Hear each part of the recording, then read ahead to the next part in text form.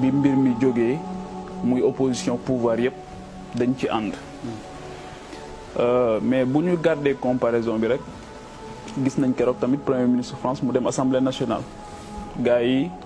kii ko bu baax saax-saaxe mu wax ne même ci état d'urgence tamit assemblée nationale dafa war a continuer def rôle am di contrôler l'action de l'exécutif mais pour man président Macky Sall coow li yëpp aussi moom moo ko teg boppam parce que bu dee da nga def déclaration ne da ngay mettre en place un comité de pilotage boo xamante ni moom moo war a def lépp tey moo war a def lépp dans cette affaire là mais waroo jël ay décisions aussi ci ginnaaw boo tegagul le comité de pilotage bi nga waxoon ne da nga bëgg mu inclusif parce que comme da nga jóg bi mbir mi jógee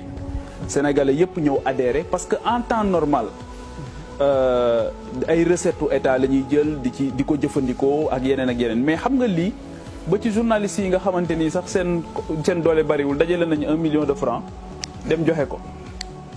sëñ Mountakha jóge fa la joxe 200 millions ñi nga xamante ni mooy les couches li ku nekk jël sa dërëm joxe xam nga xaalis boobu nag saytu ko ak jaarale ko yoon ba nit ñi seen xel dal ci baaxoon na jamono ju nekk waaye ji la raw léegi lan moo tax suspicion bi jóg xëy na mooy que président Macky Sall sa première sortie su doon dafa dem ci professeur Seydi service des maladies infectieuses wala soit mu dem feneen comme ni koy yeneen chef d'état yëpp defee ñu xam ne la gravité de l'heure commandé na mu gën a fësal loolu waaye première sortie dañ ko gis mu mel ni ku nekk ci campagne électorale aussi di def revue de troupe di xool ay tonne ceeb di dox moom kese ñu mettre ko en exergue donc loolu jox xeex bi aussi beneen cachet mel ni ñun dañoo nekk ci jamonoy famine wala jamonoy insécurité alimentaire boo xamante ni toll nañ ci muy wane noonu daal ne am na butin de guerre xawma wala nan lañ koy tuddee boo xamante ni ñëw na alors que ci guerre sanitaire la ñu nekk guerre sanitaire da ngay xam lan ngay jox dayo bi nga xamante ni moom moo gën a mag su defoon loolu ba pare leneen li comité de pilotage bi gérer ko su boobaa dina gën a am coow li yëpp mën na cee bañ a jóg leneen li nga xamante ni bëgg naa ko wax mooy sur la forme c'est-à-dire pourquoi Mansour Faye di def conférence de presse ministère de la santé non c'est-à-dire que ñi ciy def c'est-à-dire que ñiy def bu fekkoon ne comité de pilotage am na ñu wutal ko benn caractère général et impersonnel su boobaa bu ñu ko defee foofu dina gën a nit ñi seen xel dina ci gën a dal ñu xam ne lii kat ak peut-être une autorité indépendante su boobaa dinañ xam ne lii kat wala une personnalité indépendante dinañ xam ne lii kat njëriñu amul benn connotation politique ak yooyu parce que wax nañ ko encore une fois pour man non seulement la personne de Mansour Faye pour man ça dérange te dafay créer suspicion mais déjà kenn joxu ko ministère bi mu yor sax dafa pour dama koy wax depuis longtemps c'est-à-dire que développement communautaire nga am un ministre en charge des collectivités locales nga ñëw ne équité sociale mais équité sociale c'est un idéal qui est poursuivi par tous les départements ministériels ça peut pas être un ministère pour man déjà sur forme c'est un problème on a créé quelque chose pour quelqu'un boo xamante ni xamuñu à quelle fin et aujourd'hui on a vu son ni mu amee problème tey comment est-ce que tu peux dire à un journaliste soo ma laajaatee loolu ma porter la plainte mel ni laaj léegi dañ koy tere ci réew mi pour man c'est inadmissible et que loolu dañ ko war a arrêter léegi état d'urgence tamit c'est pas une porte ouverte pour ngay jël bëgg a suspension des droits pour nga suspendre yenn droits yi leneen li nga xamante ni bëgg naa ko wax Abdoulaye Der mooy ana commissariat bi nga xamante ni ñoom ñoo yor la sécurité alimentaire le ministre de la santé et de l'action sociale la ana waa action sociale ana ñii nga xamante ni dañu am expérience doon nekk ci kaw gi di xool xam ñii seen base de données tey ji buñ ci sukkandikoo mettre woon leen à contribution mën nañoo dem sans tambour ni trompette mais loxo bu tàmm gudd aussi su bëggee xëy na day gàtt day poser problème pourquoi suspicion am ci ne est-ce que niñ joxee marché yi baax na c'est parce que dañoo amoon habitude di joxe marché yoo xamante ni ñu ko doon joxe yàlla xam est-ce que ki ñu ko jox moom lañ ko war a jox loolu tamit légitimement et je persiste aussi que effectivement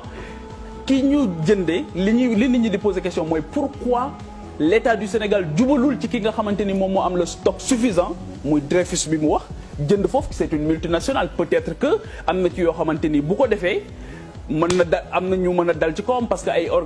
organe de contrôle yoo xamante ni droit international mën na dal ci kawam peut-être que loolu moo tax keneen dem jënd ci moom jaayet état du Sénégal mais quoi qu'il en soit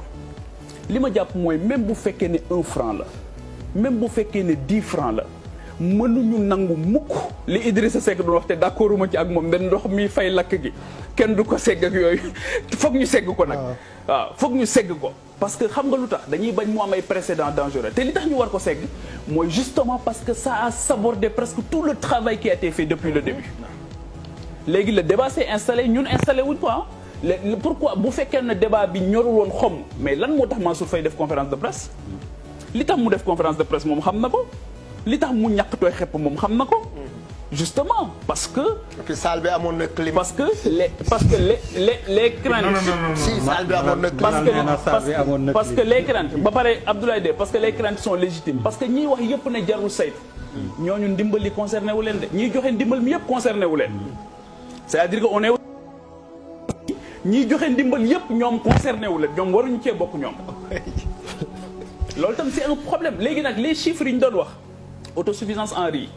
sëriñ bi fay léegi li mu wax dafa am solo loolu mooy la réalité du Sénégal léegi est-ce que bàyyi nañ léegi taux de croissance léegi est-ce que bàyyi nañ waxu émergence coronavirus nous ramène à la dure réalité du Sénégal bi ñu doon wax ñu naan ñu ay affaire u partisanerie la justement du partisanerie xëy na nous on a la chance de faire le pays de tâter le pouls soo génnee Dakar gii wala bala ngay génn Dakar fii nga am problème nga gis nit ñi ni ñuy dundee nga dem foo xamante ni gis nañ ni accès à l'eau accès universel li ñuy wax nii Mame Boye Diao xam na ci dara il vient de Kolda la réalité mooy tey nit ñi dañ leen di jox lu ñu saabu bu ñu sangoo tous les hommes politiques sont sur le terrain pour maye saabu on est dans un pays boo xam les gens amuñu saabu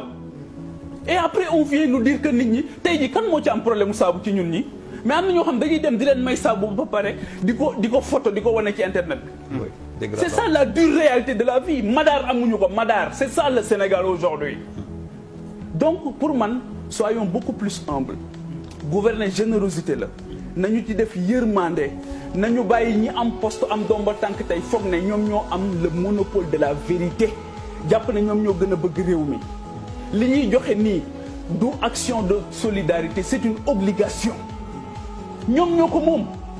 200 millions Sëñ Mountakha kan moo ci gën a yeey waa Sénégal yépp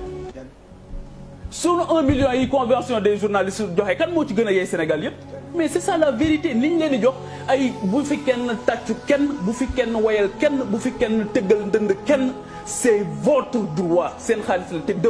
demandez plus parce que nous sommes vers un horizon très incertain mais ñaari saaku ceeb benn butéelu diwlin ñu bëgg a filmer la ko wane la ko su ma doon président li mu filmer port noonu sax duñ ko filmer